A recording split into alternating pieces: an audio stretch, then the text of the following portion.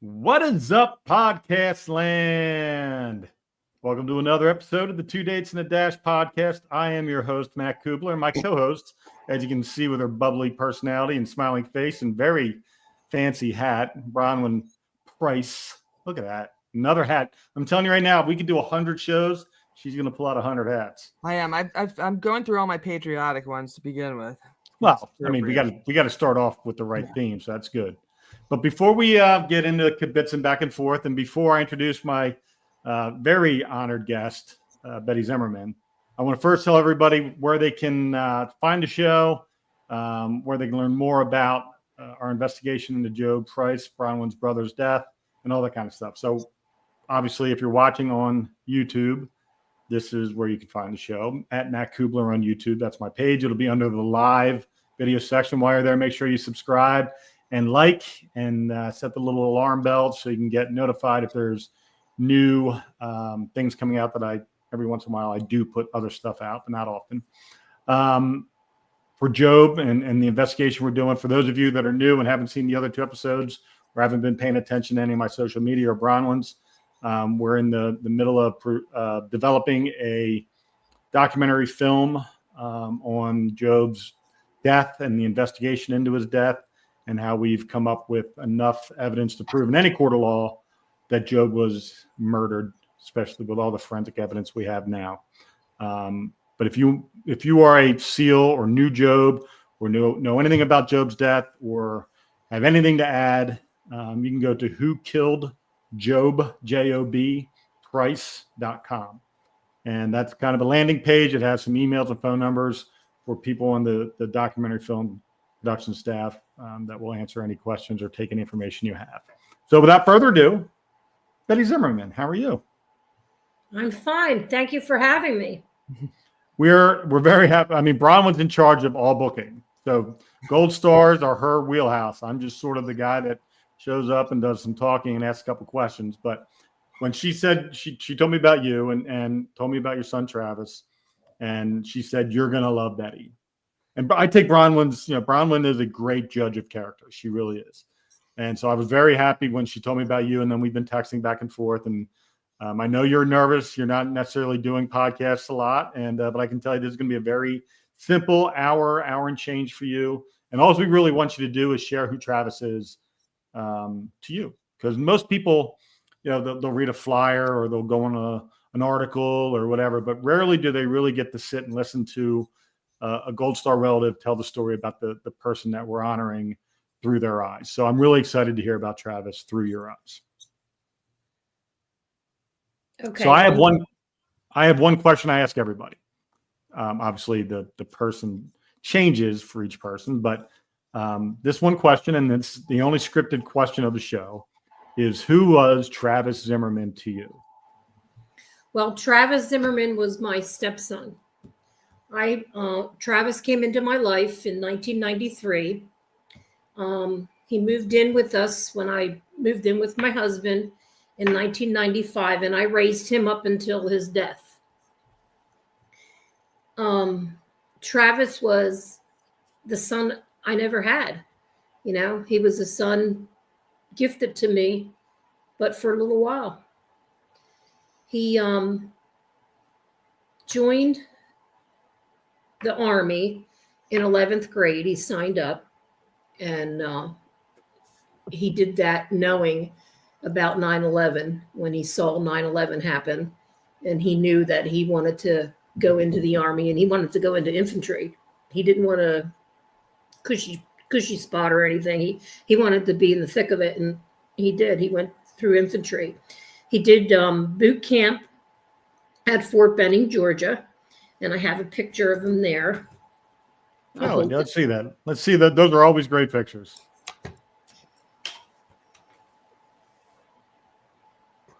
There you go. Perfect. And that was his graduation. And this is his graduation from high school. You can always tell the hair changes from civilian life to basic training photos. How about it? Now you see he has a little bit of long hair there, but for all his life, yes, his young little life, he had what they call that bowl cut. Mm-hmm. And I was constantly telling him, come on, Travis, grow out your hair, let your hair grow long. But he was awesome. He loved the ladies and the ladies loved him. He was a great hunter. He was my husband's hunting buddy, He stood up for the underdog all the time. There's so much I don't know where to begin. But what Travis did do is touched so many lives in ways that none of us could ever imagine, not just through his life, but through his death. Travis was the first one killed in the War on Terror in Berks County, in Boyertown. And I actually just went to a ceremony where the high school kids actually put together a monument for all the high school graduates that were killed in wars, from the Civil War to the Iraqi War. And seen all these names, and I couldn't believe it, but it was a beautiful monument. And they honored Travis, and I made sure I was there to do that. Betty does a lot of work. Tell Matt about your connection with the Gold Star Mothers. Are you allowed to talk about that and what you do for them? Or yeah, I'm a member of American Gold Star Mothers Inc. out of National. I'm the president of the Berks County chapter. I was president of the PA department, vice president of the PA department, and still Berks County president. So I did a lot of things for that. But and she does a lot to help other people. And I think one thing that we do want to highlight, right, now and then again at the end, so people can contribute. We are trying to help Betty to fundraise for her son's memorial bear that would go on display in Boyertown. And now Boyertown is the town. Actually, my mother worked there her whole life, and so I have a very strong connection to Boyertown. But they have bears. The Boyertown Bear is the mascot of the local high school there, and so there are artists who design fiberglass bears. Correct, Betty? yeah. And these bears are, sporadic throughout the town. And there is one, Travis, right? And Betty, can you take it and tell people a little bit about your bear and what's going on? Yeah, when it first happened, my neighbor, her daughter, Scarlett, got together and said, hey, we need to do something for Travis. So let's get Travis a bear in his honor. So she did a lot of fundraising, and her family did a lot of fundraising, and they got enough to get a bear. And I don't have the picture, is on this side of me. Can you see this right here? Yeah. Mm-hmm. That's the bear that Scarlett and them, that's the fiberglass bear. Now what happens, which is sad, is that, when time goes by in a death, right? People forget. And these fiberglass bears are supposed to be having like a 10-year lifespan. And I've made this bear last about 18 years with private funds and some small fundraisers. And with my health declining and my husband getting up there in age, we decided to go and get something that would be permanent and that we wouldn't have to worry about someone taking care of or, excuse me, or, setting up a fund to fix it, So we decided to go for a bronze bear. And as a matter of fact, it was Bronwyn's father, Harry Price, that actually gave me the courage and told me to get my butt out there and do it, that I could do this, That was Harry Price. That was Harry Price, yes. And I started, putting out some feelers and stuff and seeing what was going on. And I had a lot of interest. So I went to a studio, the Bertoya studio in Bally, Pennsylvania. And Melissa Strouser designed a little 15-inch wax mold, and we did the little bear, and we were going to sell bears, and I got that. That's what this bear is. So beautiful. right now what we're in is the big fundraising. Like we need some big money to get this done, you know, so it will always be there. And something that I have to say too, that it's not just in honor of our Travis, it's in honor of Travis and all veterans, past, present, and future. And it says it right on the plaque. And the plaque that's on the base of the bear that's there now and will stay there came from Travis's high school class. So, well, that's amazing, Betty. Yeah. So well, I really want to. We want to do all we can to, you know, at least help you at least get the word out and help people know that you're trying to raise these funds to get the bear made. We're also looking to have a raffle.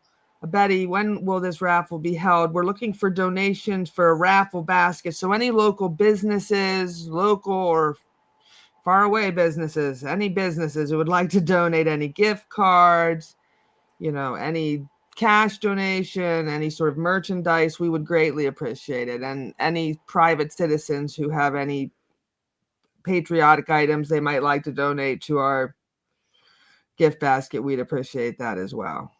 One thing I think we need to, because people always tiptoe around a lot of money. What is a lot of money?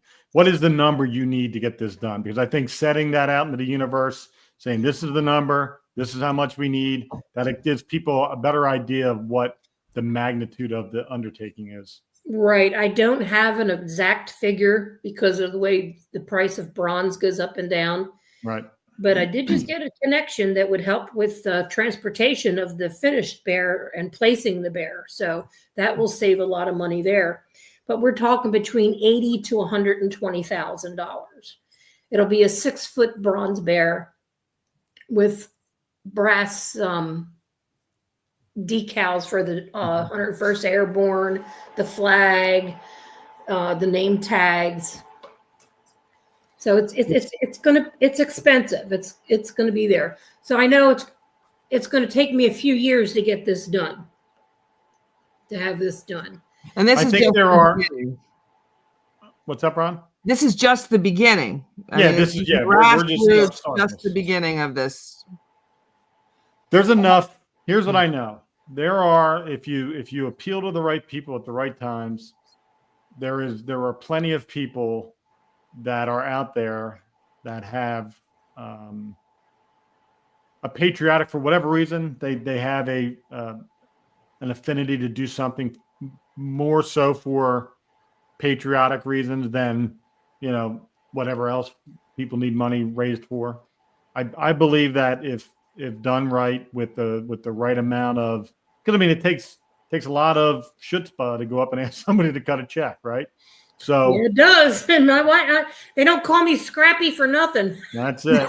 And I think it's going to take that. But I think if we have enough people, enough voices saying the need out loud, $120,000, that will happen. Well, I think there are a lot of people who want to give, don't know how. I do think a lot of people, you know, are hesitant to give to charities anymore because they know that all that money doesn't end up going into this is a case of a charitable organization that you could give to, that all this money is going to go towards that bear. Oh yeah. You know, it's not going into some CEO's pocket. Like this is a grassroots effort for Betty, and I love that. And for Travis's honor, in his memory. And Travis deserves that. And we one of the things I think for Gold Stars that is hard for all of us is we find that as time goes on, you know, fewer and few people remember. And this is a way for Travis's service and sacrifice to always be remembered. And it's also a gift to Betty and Lloyd. It gives them some peace and in their, later years, that they know that one day when they're no longer here, that their son will still have a representation of who he was and that sacrifice and service that he made. So I really want to make this happen for her, because Betty does so much for other Gold Stars. She does so much for veterans, and she would never ask anybody for anything. And so that's why I'm asking, because I want to ask for her. But she is really just good people and deserves to have this bear made for her son. Okay. Well, I want to transition a little bit and learn a little bit more about Travis. That's what I was just going to say. And what he was like as a child, like some funny stories. Because I'm going to venture to bet that he's done some mischievous things. Oh boy, in his past. He was the worst liar there was. I told him, Travis, if you're going to lie, you got to lie right. He couldn't lie. He constantly was caught in a lie. He smoked Newport cigarettes. Listen, so did I. We had a 1-floor story house where we lived in New Berlinville, and his bedroom window was right there, and I do the gardening. So it was like, I'm going out to this. Yeah. So I'm going out to the side of the house, and I look down, and there's about 50 Newports all around. I'm like, I know where they came from, and then I realized, he was sneaking girls in his room because we worked third shift, and he'd bring girls in, and they'd be climbing out the window. Once the neighbor called him the one time, sneaking a little girl out. So it was like, oh boy, but not little girl, his age, But he was going through the alphabet. He started with the A's and kept on going. Now, was he phone calls? He would tell me, phone ring, hello, is Travis there? And he'd be like this in the background. Like, Travis. No, sorry, he's not here right now. Who's calling? And Annabelle will say, I'm not going to name real names. And then he says, don't want to break any hearts. Right, I don't want to break any hearts. Then not 5 minutes later, when he's home, not 5 minutes later, the phone's ringing, and he goes, answer it. So I answer it, and they said, is Travis there? I'm like, and he's like, sorry, Jill, he's not here right now. And so I did that for like 5 times in one night of calling, like in an hour. And I said, finally, he said to me, no. I said, sure he is. Hold on. And I gave him the phone because I said, I'm tired of holding it, picking up for you. Oh, that's so cute. And I always taught him, to respect and honor the things that don't belong to you and that do belong to you and people. So one time, Travis, and I didn't find these things out until after he was gone. His friends would tell me, Right. Like when Travis first died and people were coming over the house, and there's a lot to talk about that experience. Matt, remind me to bring that back up. Yep. All right. But the one girl came in and she was like, well, I love her and she loves me. So I'll say her name, Miss Ashley. She came in and I said to her, she goes, do you want a soda, Betty? I says, yeah, I do. Can you get one for me? She goes, I know where they're at. She goes, you want a straw with that? And she went right to my cabinet, right where the straws were, got the straw, handed it to me. She goes, here's a napkin. I'm like, oh, well, how does this girl know where all my stuff is? She knew my house better than me, Yeah, that's funny. But which was nice, but what's really good is that it's been 18 years going on 19 April, right? And I have 3 sets of families. I have what I call my blood family, what I call my adopted family, which is all Travis's friends, and my military family, which ranges from the people who served with Travis to my friends whose friends are in the military till the Vietnam veterans. That's my military family, anybody that's a veteran. When I go to an event and they say, everybody from the Coast Guard, stand. Everybody from the Army, stand. I stand in every one because I back everybody. I stand for everyone. When I'm at events, people see me not as Betty. Okay. They see me as the mother of the ones that were killed when they were serving. And that's the respect that they give to me, whether it be Korean War, Vietnam War, Gulf War, on and on. They just look at me. And that was one of my speeches I had said when I dedicated a bench to the Reading City Grove Memorial. And I have to say this too. If it wasn't for the Vietnam veterans going through what they went through and the promise that they made, that they would never let another brother or sister go through the hell that they went through. Mm. And that is true to this day. If it wasn't for them, our generation would not be treated the way they are. So true. Mm-hmm. Now, something happened when we first got the news, right? I was Travis's battle, what they call battle buddy. I'm sure, Matt, you know what that is. Mm-hmm. Okay. Now, he was one, I was one able to, I could talk to him and he could talk to me, knowing there wouldn't be repercussions, knowing that I would listen. I backed him when his birth mother didn't even want him to join. His father wanted him to join the Air Force. And I sat him down and gave him the big spiel, you know, are you sure this is what you want to do? You realize that we're in the midst of war here. When you graduate, there's no doubt that you go in the infantry, you will be in the midst of war. And he was in the triangle of death. So I actually sat him down before he got in, and we went through all that paperwork you got to go through when you have to sign, you know, next to kin, and, you know, if something happened and this and that. And he said to me, he goes, I just know it. I'm going to die from an IED. I said, stop thinking negative. You got to be positive. Don't be thinking negative here, you know. And for years, I held that guilt. Excuse me. It's okay, Betty. I held that guilt for so many years that what if I would have said, no, don't go, Travis, I don't back you. But then it comes back to me, maybe he'd be alive. He would have gone anyway. That's right. He would have gone anyway. But knowing that I was there for him, that he'd be able to talk. Now. And that you supported him. I did support him. And that was wonderful to go over there.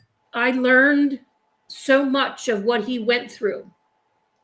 I'm proud to say that I know that he had Jesus Christ come into his life before he went over, you know, and he was such a good shot that they had him be like their sharpshooter person. I don't know what things are called, but Travis had to shoot a bazooka thing. I don't know what it looks like, a big rocket. You put it on your shoulder. And he knew what that he was told, you know, you need to shoot that truck. And he knew that there was a lot of people in that truck. And he did what he was told. He shot the truck. And that day he gave me a call, and, you know, well, since he's not there anymore, most of the people are he actually called on the satellite phone out of the green zone. Mm-hmm. And he told me what happened. And I told him, I said, you know, he goes, Betty, I murdered a whole truck full of people. And I says, no, you didn't murder a truck full of people. Even in the Bible, God understands death and killing in war. There's even war in the Bible, you know. So I told him, you know, go to your chaplain, talk to them. And he goes, no, you don't understand. You can't let the guy see your weakness, you know, because Travis was a newbie. Those guys were still over there. 2005, 2007. They were there. Travis was a fill-in when he graduated. You know, he took, when people died, just like Nam, when people died, they sent more. Well, in his unit, people died and they sent Travis to that unit. So what was going on was he entered theater, Iraq, February 22nd, and he came home April 22nd. He was only in theater for 2 months and stepped on an IED. Now, when we were told, I had off weekends. It was a Saturday. My husband and I both worked at a correctional facility. And my husband was at work, and it was a good 25-minute drive. Well, at first I was like, who the hell's knocking on the door at 11 o'clock at night? Excuse my cuss, sorry. Who's knocking on the door at 11 o'clock at night? And I looked out the kitchen window. This is when I lived in New Berlinville. And at first I had a knock on the front door. And if anybody knocks on my front door, I know I don't know you. You know, backdoor guests are the best kind of thing. So I just ignored it. But then a little bit later, there was a knock on my back door. So I went out and I turned the light on, and I looked, and I seen these two gentlemen in full uniform. And I was like, oh man, that must be somebody I know that we worked with, you know, coming, stopping by. And I was ready to open the door and say, Lloyd's working tonight. And I looked at their faces, and they said, good evening, ma'am. Is Lloyd Zimmerman at home? I said, no, he's not. I said, is this about Travis? They said, I'm sorry, ma'am. We need to speak with Lloyd Zimmerman. And I said, well, I'm his stepmother, and he lives here. You know, well, long story short, hell over, I was not allowed to be told. They left my house, parked across the street in a black sedan, and I had to call the jail where my husband worked and talk to the lieutenant down there and tell them what happened. And somebody actually pulled out in front of Lloyd while he was driving home so that he could not drive erratically, because he knew what was up, you know. I knew what was up too, you know, even though they wouldn't tell me. I even begged them, you know. I grabbed the guy's leg and said, please don't leave. I'll make some coffee. Please don't leave. You can't leave me here alone, you know. And where I worked, they kept me on the phone till Lloyd came in. So those guys were parked across. One, getting back to Lloyd, he was driving home, and there was no way he could pass this car in front of him. Somebody was protecting him on the way home. All the way up till he pulled up to the alleyway, and then the car drove off. But Lloyd pulled in, and then the people who were parked across the street at the gas station seen Lloyd pulling in, and then they come knocking on the door. And Lloyd opened the door, and he said, well, I guess you guys got the shit job, didn't you? And I just looked at him and was like, oh my God, you know, it was like, it's that stupid saying, on behalf of the President of the United States and a grateful nation, we are sorry to inform you, blah, blah, blah, blah, blah. You know, because it's different in each person's case, you know. Right. And then the casualty department will be with you. Well, you know, think for a moment how hard that was for those casualty department officers to come out and tell the families your loved one's gone.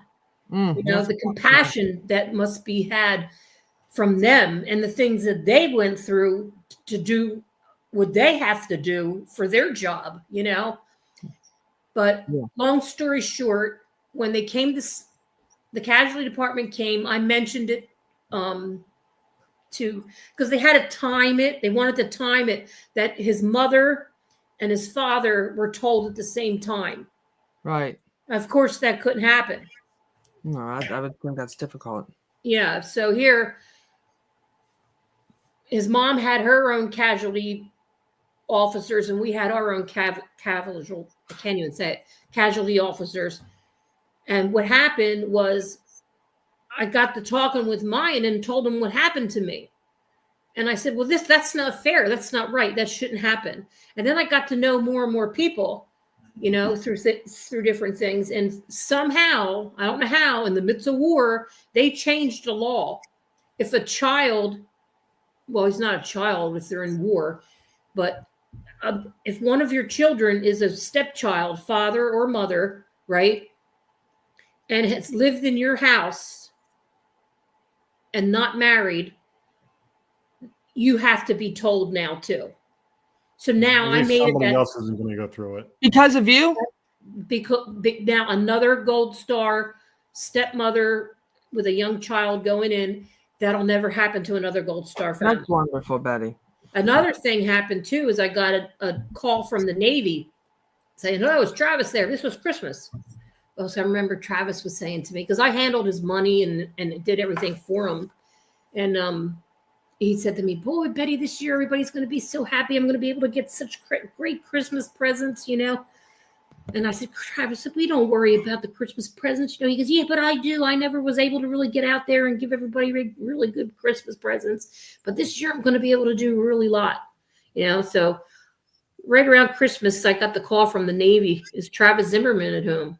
I says, "No, he's not. Who's calling, please?"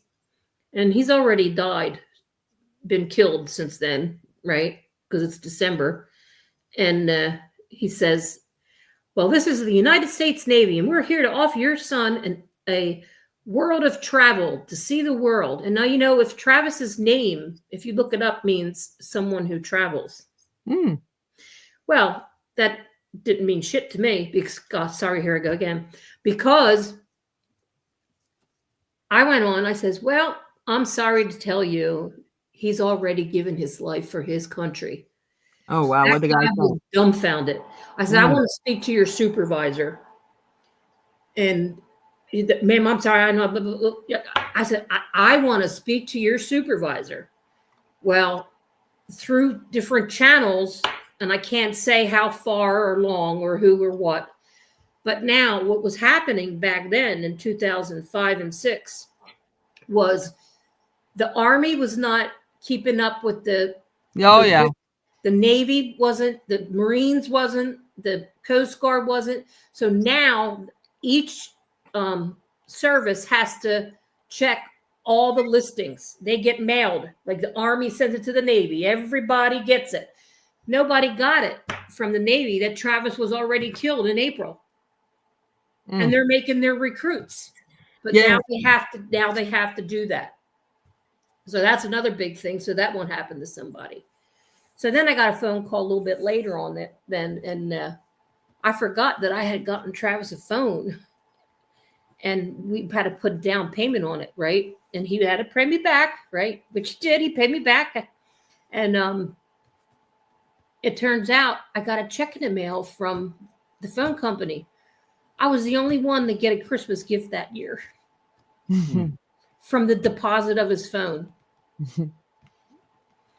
And So he got you the Christmas gift after all. Yeah. And then because I have 2 daughters and another stepdaughter, and they all said about, you know, "I'm not having any kids. I don't want no grandkids." And Travis said to me, he goes, "Don't you worry, Betty. I'll give you lots of grandchildren." I said, "Travis, I believe you will, you know." And of course, I didn't get any grandchildren, but I did get grandchildren because all of Travis's friends who've gotten married and have children, they all call me Mom, Betty. Oh. So I have lots of babies around me, which I love. Now, Matt, hit me with a question. I've just been absorbing this. First of all,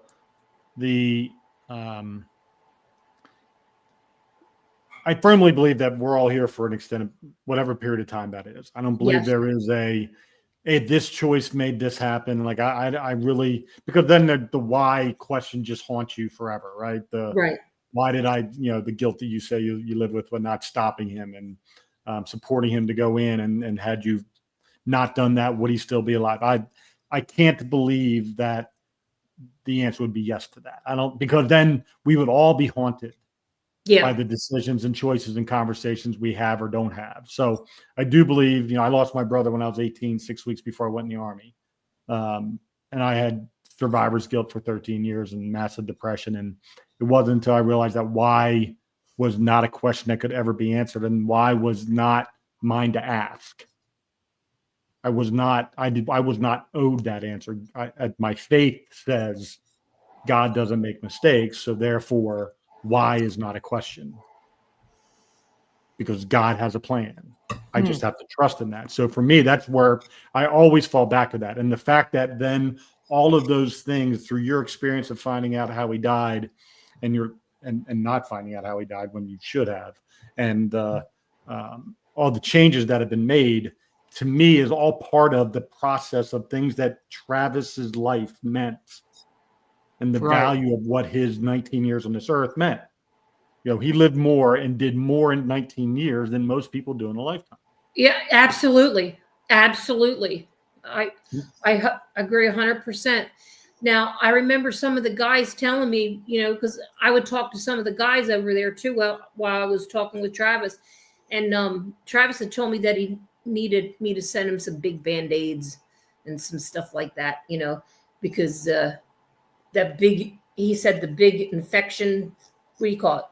MRSA? No. When you get all the shots. Yep. I know exactly. Matt knows what I mean. Yep. He said that kept bleeding. Well, someone told me afterwards that it wasn't just that he actually got grazed and didn't tell anybody and didn't tell me. Now, I don't know if that's a true story or not a true story, but if it was, let me tell you what. His MD there, they call him Doc, I actually told him, the minute I was told, I went out to CVS. I had a cart full of big Band-Aids. I had it full of all kinds of medical supplies, everything they needed. I mean, it was there. I mean, even for fungus on your feet, And they were all laughing that, I sent all this stuff for Travis. And I said to them, because we talked to them after they sent Travis home, I talked to them, and I said, you should have just keep it all, but they did send a couple boxes of the big Band-Aids back. But then I was going to say something else and it just slipped my mind. The doc, you were talking about the doc, the medic guy they called Doc. I didn't know if there was a tie into that or not. Yeah, they actually told me not to send anymore. That was one thing. Yeah. I have a question for you, because I think it's a lot of people can't wrap their head around the loss. It's a different type of death. And someone killed in a war is a different type of death. 100%. And the visual and of that. Young. So what the visual of someone coming to your door in a uniform, the visual of hearing that delivery on behalf of the President of the United States and the grateful nation, and then the next question I have to ask is, when you received his body, how did that happen? That was really hard, Matt, because that's what I was getting to. The time of Travis's death in 2006, and I don't remember the name of it. It was that Baptist church that was going around.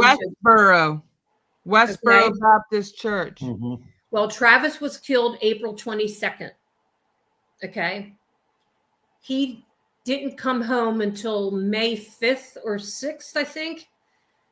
I'm not really good on dates, but I think it was May 5th or 6th that the funeral was the same day he came home, was the next day was this funeral. And I had to set up that big funeral because both his mother and his father did not want anything. They just didn't know anything. They were just so shocked. And I knew that I had to step up to the plate and I had to make this known and I had to make this happen for him. And I said, we can't not have a funeral. Well, we're not getting him buried. Well, that's fine. I had it all planned, okay, let's do this. We'll have it at this church. Your grandfather, his mother's father was buried there. I said, we can actually put the coffin right there, have the ceremony there. Patriot Guard riders came. And from there, when everybody disperses, then they can take them away in the casket, in the hearse, and do the cremation, but it could all be, staged that way. But what happened was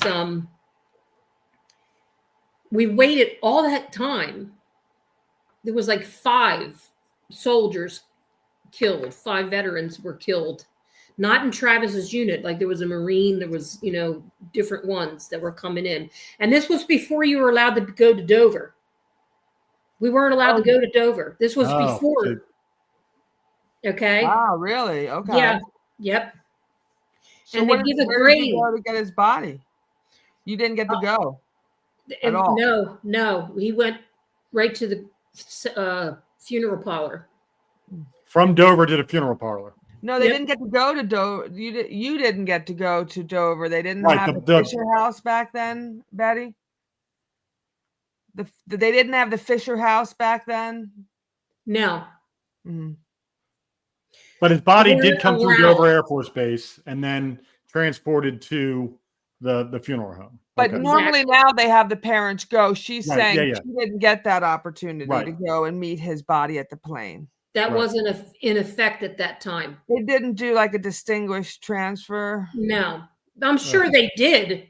The military itself, I'm sure they did, but the family were not welcome to come out to Dover to the casket. No, that was not in effect at that time. Oh, I didn't know that. No, so we did not get to see that. But I remember when the casualty department told us that because Travis was so young, the first one killed in Boyertown, knowing that there was going to be high officials there, representatives, congressmen, state senators and stuff, that they got the word that Travis's funeral was targeted. And so my father, I mentioned earlier, was a police officer in West Palm Beach, Florida. And he got with the state police up here and set out state police to be at the funeral. And us working in a correctional facility, they sent out their guys too. And then we had the Patriot Guard riders come out and they set up a line too. That's where they would ram up. If anybody showed up, they would ram up the engines and block out any negativity so that we could have it. Right. Well, at the very last minute, we got the call. They didn't come to ours. They went to the Marines. I was like, oh, thank God. And then I thought, oh my God, that poor woman, Yeah. But thank God they didn't come and I didn't have to experience that, because believe me, some of the people that I know, I mean, they would have fought like hell. They would have attacked those people. I've met Betty's friends. And had her back. That's right. And but like we said, they didn't come to Travis's. They went to that poor Marine's funeral, and horrible. It was horrible. That was undescribable to go through what you're going through and to have that stupidity, Betty, who were the dignified people who came to Travis's service that you did have? Were local? Were there any? Oh man, that was because it's so long ago. I don't even remember who was in office. Congressman Dent, Charlie Dent. But the president doesn't come to something like that. Huh? What about the president? Hell no. You think the president was going to come? No. No. Come on. How many? So Betty, how many? I'm always fascinated. I am and I'll give you a real quick story, only because it'll give context to the question. When my brother was autistic, before there was autism, and had a severe stutter and he struggled with his disabilities all of his life. And I was his younger brother, but the older brother by mentality and capability. And if you would have asked me 1,000 times whether or not my brother had a chance to impact the world, I would have said no, because as far as I knew, I was his keeper and his world was me and whatever I was doing. When he died, there was thousands of people that came to his funeral. He had impacted lives at a camp that he worked at in the summer out in Chester County called Camp Anaba. He worked there in the summers cutting grass. It was a Christian camp, and just impacted lives every summer for 4 or 5 years, which I had no idea that even was occurring. And it wasn't until after he died that I realized that the 21 years my brother lived were so impactful beyond anything that my eyes, Oh, yeah. my very limited scope of knowledge into who my brother was, because it was only based on my world with him. I didn't know that others had a whole different perspective of my brother. They built a gymnasium and named it after him. When I wrote my book, I found out people came to the book signings and were telling me how they named their children after my brother. Like that level of stuff. And thousands of people came to his funeral. And I was like, who the hell are all these fucking people? And how do they know my brother? Like my brother knew like my 7 friends.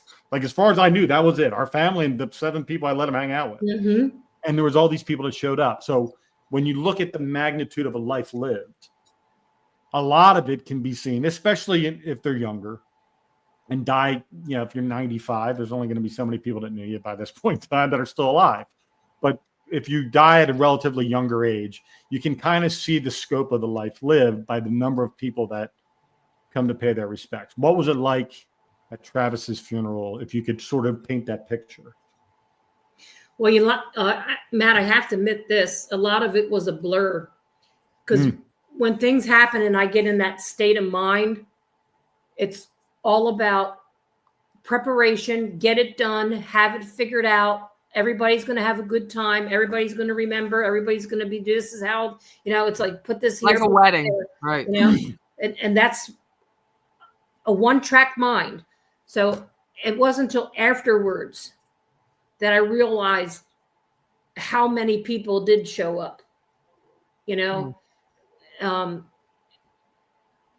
it's always with me. It's like my husband said, one of the things that attracted him to me was I'm always at my best when I'm at my worst. This is my second marriage. I already told you Travis was my stepson.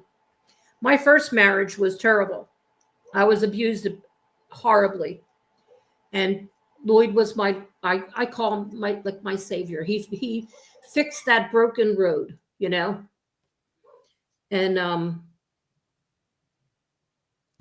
going through all that and him helping me, through that situation too. He said that I'm always at my best when I'm at my worst. But once it's settled, then it hits. And that's when it all comes back, Mm-hmm. So, yeah, I made sure Travis had a full honored military service. No, he's not buried in Arlington or one of the national cemeteries. Half his ashes are with his mother and half his ashes are with his father. And a little bit is up at the honey camp. And every Memorial Day, all Travis's friends get together here at my house and they have a smash and bang here, And now I got little ones too of Travis's friends that come because we made a pact, that we were always going to have a place for these kids at least one time a year to get together so they won't lose their friendships, not that they would lose them, but they would still all get together in honor of Travis because Travis was I don't know how to say it. He was the one to keep things going, We're going to Travis's house. We're doing this, just like Travis telling him, hey, you got to put that beer on a coaster. Yeah, that's one of the things I told him. Use a coaster on the wood, on the oak. I've been to Betty's house. You got to use a coaster. But yeah, Matt, there's so many stories that I could tell you that I guess the main thing is you're right. I can't blame myself. If I would have said no and not back him, because then he would have been all alone, and there's no way in hell I would have left him all alone. But we all have a purpose to fulfill. Right? And you know what? I didn't know what my purpose was in life. I got married at 17, had my first child on 2 days before my 18th birthday. Went through hell the first marriage. And in 1993, when I met Lloyd, You know, my whole life changed. You know, it was a whole different thing. You know, I still had the PTSD and I was still, you know, afraid to look around the corner who was going to be there, you know, but when Travis died, I knew what my purpose, my God-given purpose on this earth was. And that was to help others. If it's not monetary, like with Gold Star Mothers, our chapter, we donate to local nonprofits. And there's one I'm connected with. It's called Veterans Coalition of Pennsylvania, where they have a hot meal, give out food, give out shoes to veterans, you know, and it's a wonderful, 100% goes into, they can take the doctor visits, you know, and this year I was able to donate 2,000. The year before, I think I was able to donate 1,000 from the chapter to them, you know, which helps a lot, you know. It's a wonderful organization, and I back it 100%. And I'm also a member of POWMIA Forget-Me-Nots of Berks County. Now, the past couple of years, I haven't been that active with them because of my health, and I took my father-in-law through hospice care here at the house, and it was rough. So I had a hard time, you know, spreading my time around. So this past year was the first year that when Bronwyn actually went to a couple places with me. Bronwyn, you remember the places we went to have events? Mm-hmm. You going to mention them? The places that you and I went together? Yeah, just you and I. Well, we met at the Charlie Strange event in Philadelphia. That was 2 years ago. And, that was wonderful because Betty's the first local person that I've met, really. I mean, I met Charlie, but I didn't even really know Charlie when I went to that event. I mean, I just knew his name. I didn't know him well at all at that time, but that was a great weekend because, like I said, for me, Betty was the first person I'd met who was from my area, and it's made a huge difference in my life to have her friendship. And I'm trying to be her wingman for anything that she wants to go to, because Betty doesn't like to drive by herself, so I don't like to drive, and because which is a great pairing. Yeah, I can't drive anymore. You can't drive, and you don't like to drive by yourself. So yeah, she's taken me to numerous events. What was the last one we did? Was that in Paoli Battlefield? Yeah, that was the very first war cry. Was remember Paoli? Mm-hmm. Revolutionary War. The first battle cry. Remember one thing I see from both of you, and this is, I don't know you, Betty, but I feel like I've got a pretty good grasp of who you are as a person just from hearing you talk about Travis, and obviously knowing Bronwyn very well. And you talked about your purpose, and I think one of the gifts that we get in through death of a loved one, many times, especially if that death was either unexpected or traumatic. I call it a shock loss. Not a shock loss. You should coin that. I just it's one of those. It just is, and I don't know how to put it in any way. When you're not mentally prepared or emotionally prepared for that to happen, like it's one thing if your great grandfather dies, right? You kind of know it's coming. But if it's somebody that in your mind you have envisioned years and years and years and years and years of memories to be built with this person, and then that's suddenly removed from you, it does one of two things. It sends you off the edge and you never come back, or it inspires you to become better, to do more, to have a purpose in honor of, because of that loss. Yes. And it happened with me. I say the best day and worst day of my life is when my brother died.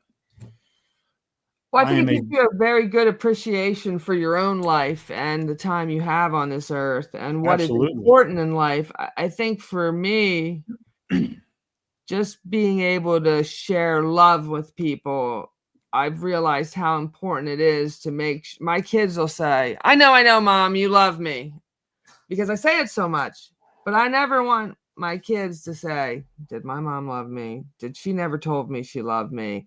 My kids are going to know they were Yeah, loved. now I The have people who are my friends, I show them I love them. I try to be, support them. I tell you, let me Betty will tell tell you, you I the tell you I last love time you. I got to speak with Travis. Okay, I want to hear it. Mm. Okay. We were at the airport, and this gentleman, his friend Tucker, was killed also. He was one of the guys that was beheaded at a road stop where they stopped. They ambushed him and they had him up there.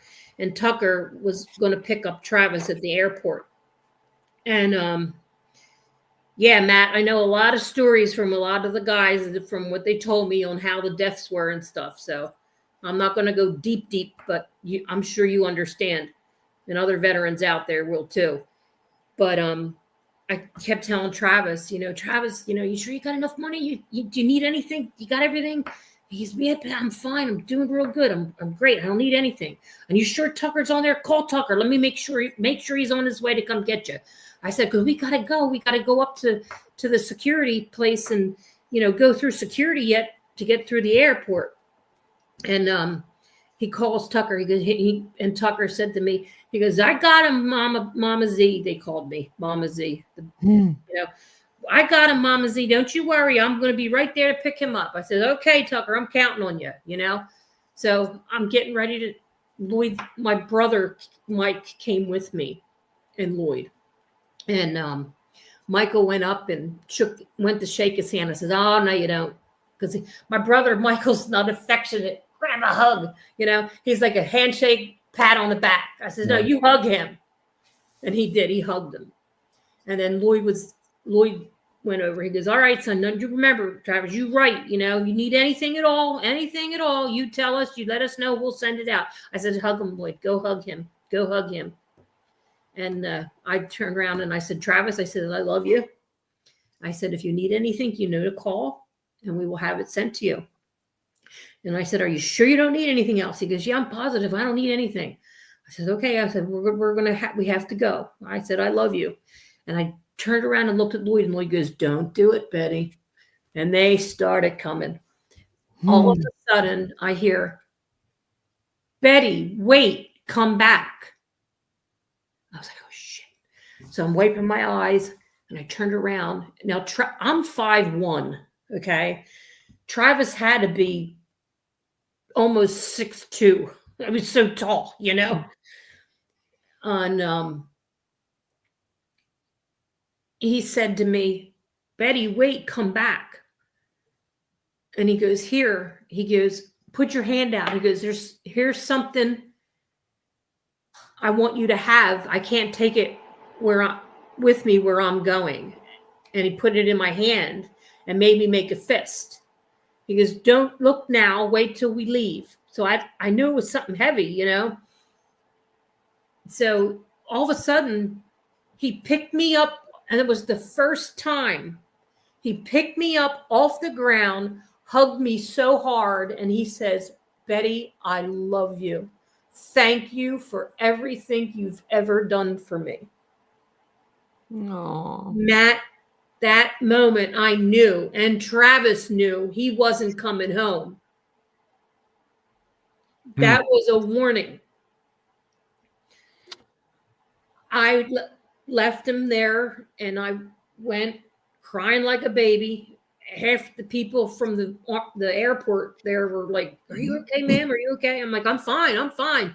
But I knew it. I knew that then and there, the energies that were passed through at that hug, was the best hug I ever got from him. It was going to be the last hug I ever got from him.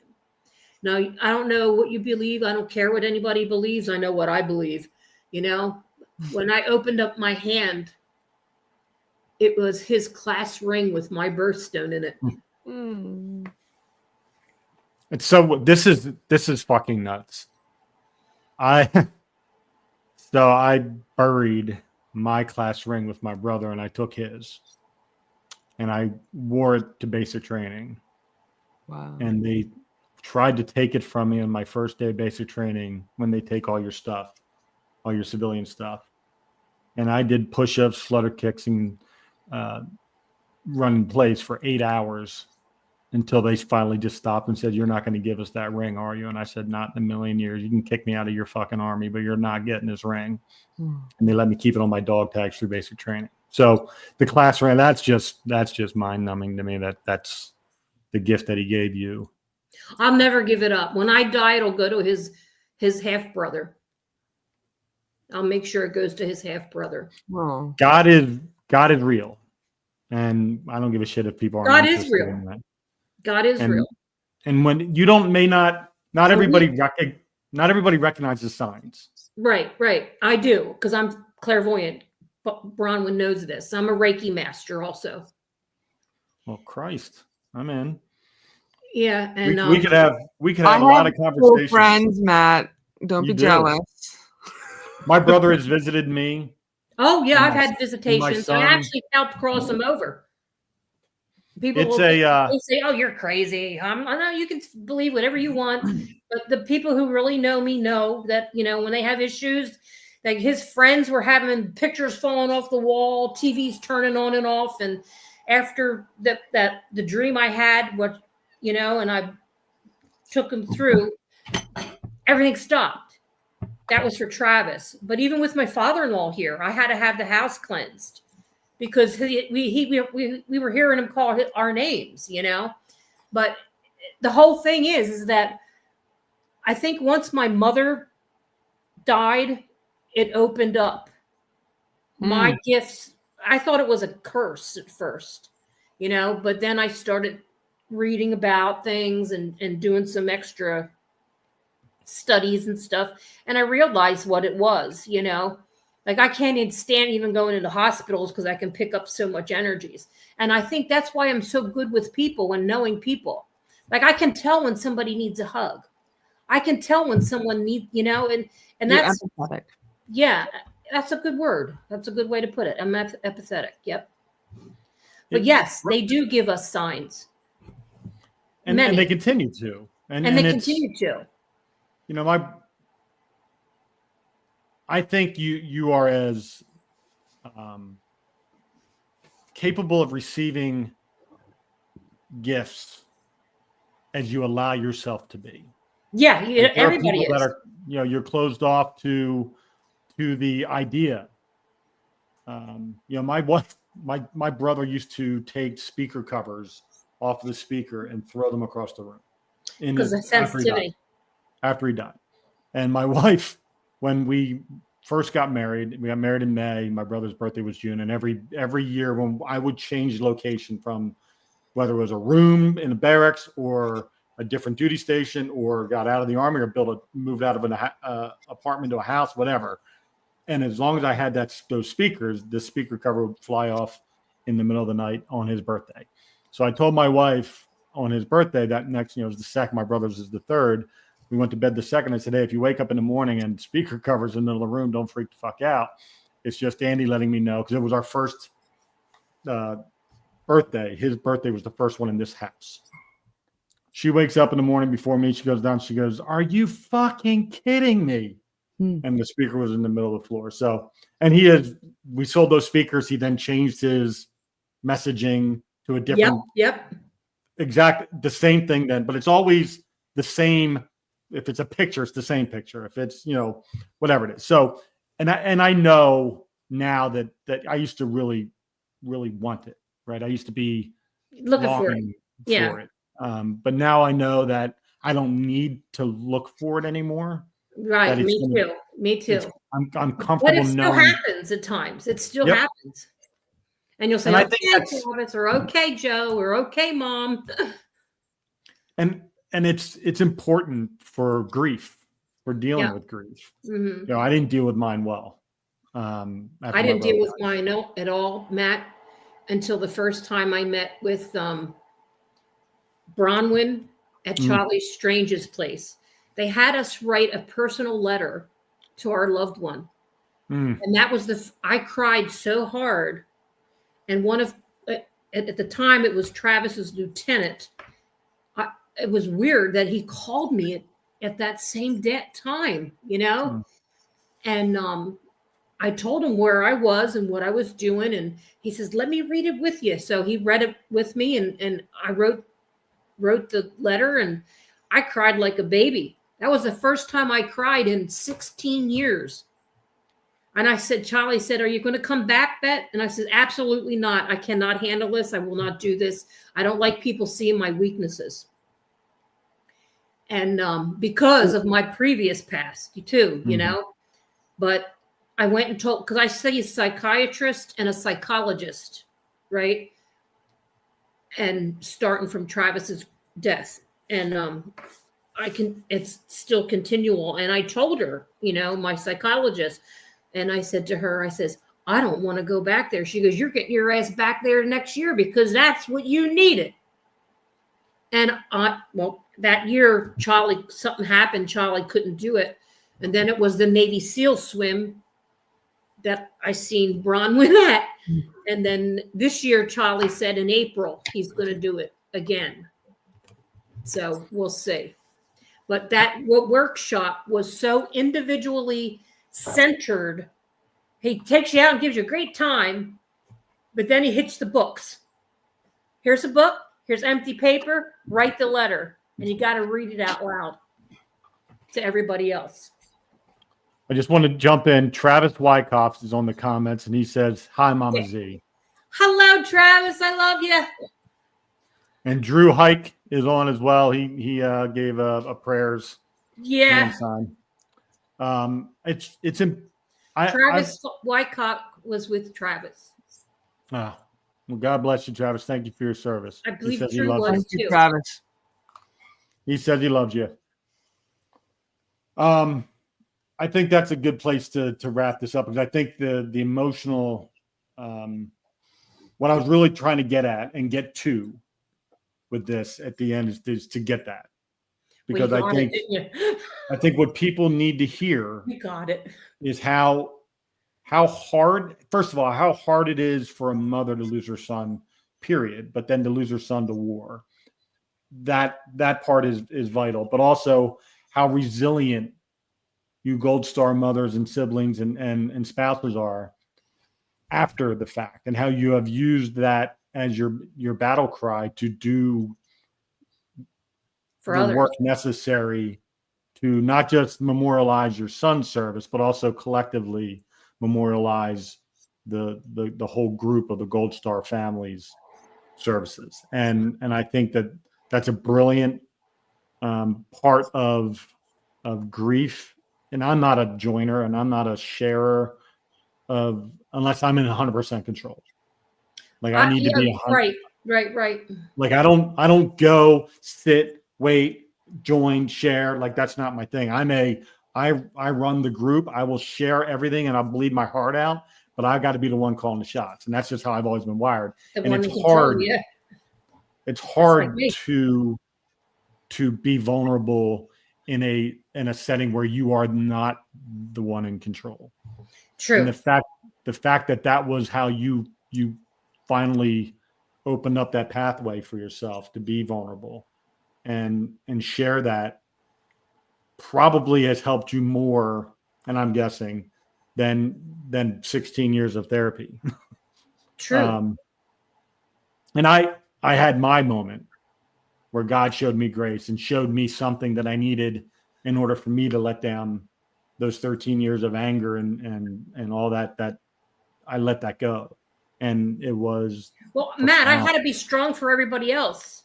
Yeah. Oh, I get it. I had to keep everybody else together. So there wasn't time for Betty, you know?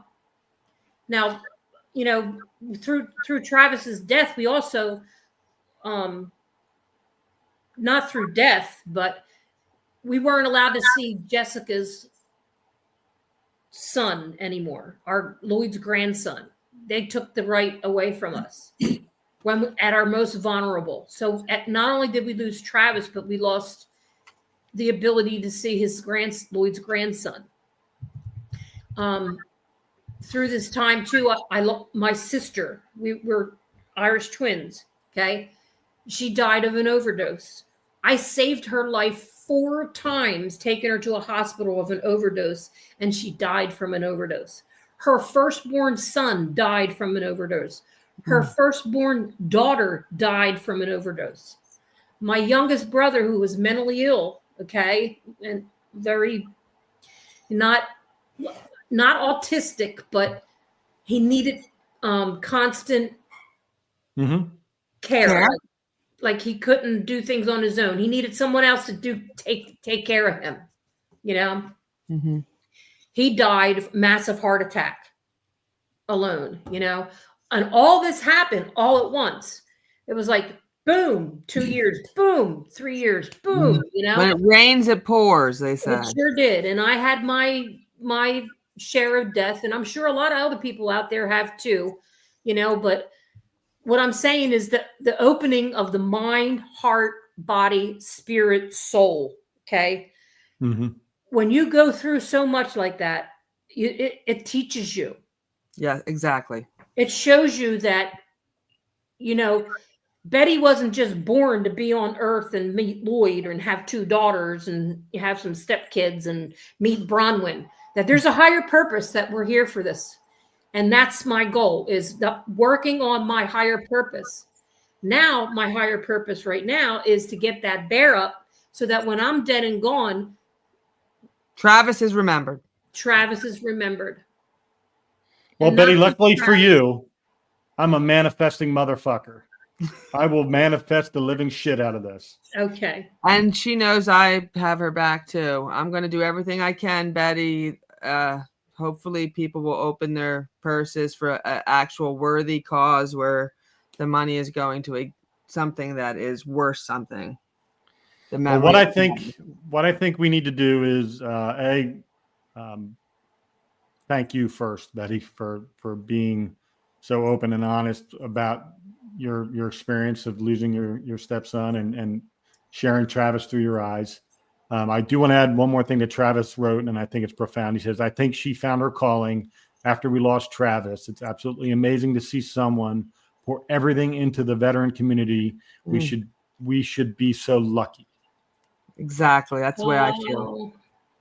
And I think that's the overwhelming belief in what you're doing amongst everybody that you're impacting. And so I want to say thank you for being that person. I'm still in touch with some of the people that he served with. Well, clearly Travis is connected to you. There's a lot of names, babies' names named Travis from the people he served with. God bless him. It's a great name to have. So we have Travis. Is there and what I'll try to do is what's the easiest way for people to donate? Is it the email you and then the Venmo link that we posted on Justice for Job? I can't put the Venmo link in the YouTube comments, but what I can do is I can share a link to that post with the Venmo. I don't have a Facebook page. We have it on the Justice for Job. I put it on the Justice for Job page, Betty, so people can go straight to Justice for Job on Facebook, and we will repost the link tonight. Yep. And that way, anyone who would like to donate, you could also private message me, Bronwyn Price. I'm on Facebook. We are looking for raffle donations for the raffle baskets, and we would appreciate anyone's kindness that is available. It's like I said, it's for Betty and for Travis and for Lloyd and for Travis's mom. So we all want to have this memorial for when they're no longer here. Is there a way to set up some sort of, and I don't know the answer to this, but I don't know whether it's a GoFundMe or some similar type? Well, my son-in-law is coming at Christmas time. My daughter Lynn's husband, he's good with computers, and he runs a Hoffa house down in Maryland for recovered addiction. And they house them. Once they go through the program, they go through the house, and then they get their jobs and all that. And he's did a wonderful job with that. And he told me that when he comes up, he's going to help me with a GoFundMe and something else. I forgot what else it was. I think it like its own little link, like a landing page for people to go to, right? And okay, that's good. Yeah, and what we'll do is Raceway actually gifted me some tickets. I haven't heard back from Kevin yet, but I'm going to get tickets that I can raffle off for the big triangle race at the Pocono Raceway in June. So I'm waiting for that.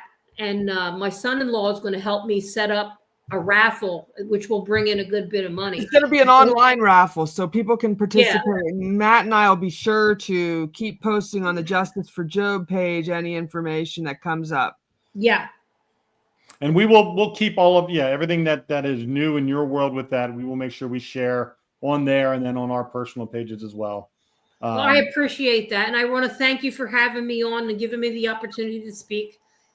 We love you. I hope I did good for you. You did know, great. that you get more views and more gold stars to come out and start to speak, and a date and a dash. You know, I got a little necklace hanging in my car that says it's all about the dash. And That's then I where have it comes from, that Christopher's poem. medal that one of Travis's lieutenants gave me that I keep because his name was Chris. So I keep that. That's in my car. So Well, I love you, Eddie. You were meant to be on the podcast then. The date you're born, the date you die, and the dash is the life you live. That's what 2 dates and a dash is all about. Absolutely. So hang tight. We'll talk offline. But thank you, everybody. Thank you to Betty for being such an amazing guest and for sharing Travis with us. Thank you to my co-host Bronwyn for always being so fashionable during our shows. She decided to let the curly locks and she went au naturel without the hat and the glasses after a while. Well, I went. Luckily, Betty's the top stayed story on. made me cry, and I had to wipe my eyes. Well, at least you kept your shirt on this time. The last, we were worried about that. The last episode, didn't you? You don't even remember doing that. Just kidding. I was going to say, I believe it. You're like, oh my God, did I do that? Was there bourbon involved? Well, I do have anyways, a short-term memory loss, so I do, don't and that's know why what I'm responsible for. I was We're playing still on that a live, little you bit. know. I have nothing to hide from anyone in the world. Come at me. Well, thank you, everybody. God bless. God Go out and be bless. kind to one another. In the notes on YouTube, you'll find Betty's email if you want to reach out to her. You want to cut a check. We need people to cut checks or donate things for the raising of money for the Bronze Bear. So thank you very much. God bless. Pay it Go out forward. and be kind to one another.